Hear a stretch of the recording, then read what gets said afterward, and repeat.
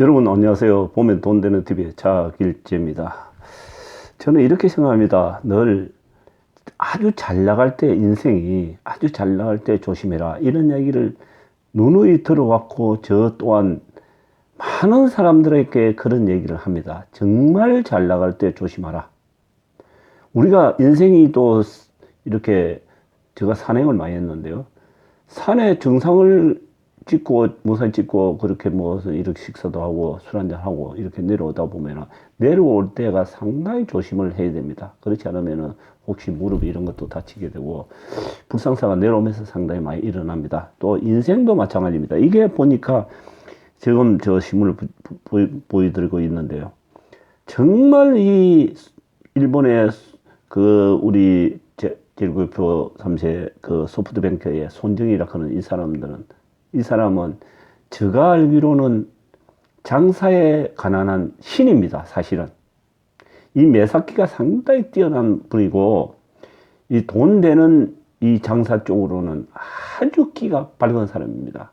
그래서 그 한 예로 그 중국의 알리바바 같은 그 신생기업, 별 볼일 없는 기업에 단돈 한 200억 정도 이를 투자해가지고 수천억을 벌어들였지 않습니까? 그 마찬가지 지금도 많이 투자했는데, 지금 이분이 여기에 신문에도 나와 있지만 벤처 투자왕도 자산 50조 팔아가 생존 몸부림친다, 이런 얘기를 지금 해놨네요. 생존 몸부림친다.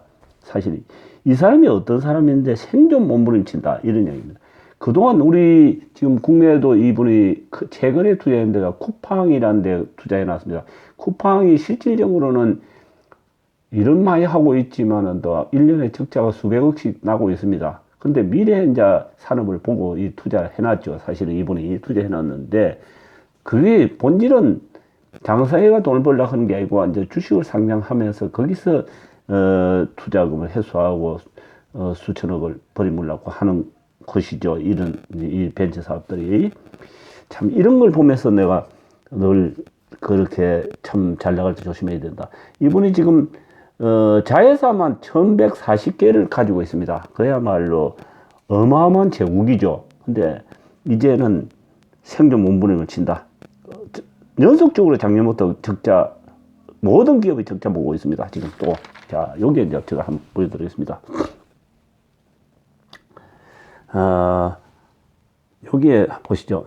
마지막 재산 처분한 장안 제일 부자 하신그룹 박흥식, 59년 살아온 집을 팔았다, 이렇게 해놨습니다. 이 박흥식이라고 하는 사람은 종로 2가의 하신백화점이라고, 아마 나이 드신 분들은 아실 겁니다. 하신백화점이라고 하는 백화점이 있었고, 그 건너편에 신신백화점이 있었는데, 제가 서울에 올라가지고 거기에 하신백화점 그 인근에 한의원에서 근무를 좀 했었는데, 그때만 하더라도 조그맣게 이 백화점이 유일한 유명한 백화점이었습니다. 서울 장안에 있는 백화점인데, 이분이 그 하신백화점 그 창업자면서 서울 장안의 제일 부자 소리 들었습니다. 근데 이분이 마지막 나이 많은가 80대 중반 정도 돼가지고 종로에 있는 집까지 다 처분했는데 쫄딱 망한 거죠.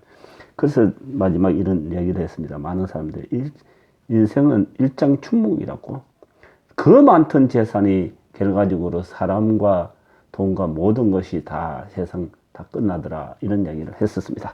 자, 우리가 이런 또 지문에 이런 이야기를 많이 났습니까? 참 이런 건 많이 있는데, 자, 제주도 세계적 관광지 개발, 뭐 외국인들 북경 대탈출, 뭐 이렇게 했는데, 또 하나 제가 또 보여드리겠습니다.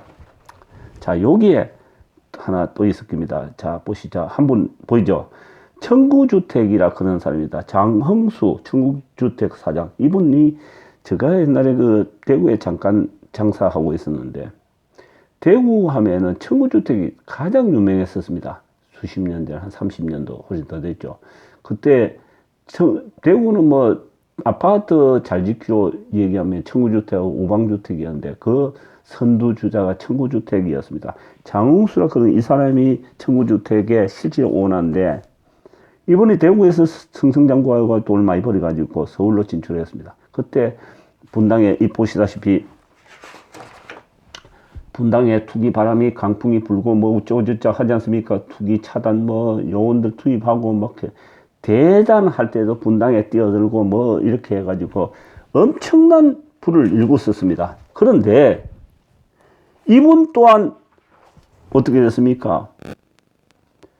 IMF 때 한 방 얻어 터지가 모든 게 대우도 주식회사 대우도 그때 IMF 때 나가 떨어지지 않습니까? 부도 나가지고 해체돼 버렸는데 이분도 역시 마찬가지로 청구주택도 유통도 하고 건설 아파트 뭐 오만 걸 다 해가지고 IMF로 인해 가지고 개박살이 나가지고 그냥 막 공중분해했습니다. 이분도 그래가지고 합병으로 돌아가신 걸로 제가 알고 있습니다. 상당히 또 참 이런 걸 한번 보세요. 우리가 비닐 운막 판잣집 자고 나면 새동네 이렇게 했습니다. 경기 안양 평촌 군포 3번 지구라고 이렇게 했습니다. 저도 그 한때 그 모목 살아 가지고 이 판잣집을 이렇게 지었었는데 여기 평촌 가가지고 밤 한 2시 정도 이렇게 가가지고 사람들 모아가지고 깡패들하고 뭐 이렇게 해가지고 이렇게 판잣집 지은 적도 있는데 그때는 이 판잣집을 무창 인력이라고 해가지고 그게 몬지크로 막는 사람이 있지만 그 사람들하고 짜고 치워가지고 판잣집을 하룻밤 사이에 막 10채서 짓는 놈도 있고 한두 채서 짓는 놈도 있고 튀어나오면은 가재 도구 그 중고품 이렇게 갖다 놨고 또 사는 척 해놨고 거기에 이제 보상받고 딱지 받고 그런 시절이 있었습니다. 사실은 이게 불법 비닐하우스 극성 이렇게 해놨지 않습니까? 수도권 택지개발 예정지구에 이게 한때 우리 서울 사람들이 모목 사는 사람들이 너무 많았기 때문에 어쩔 수 없이 이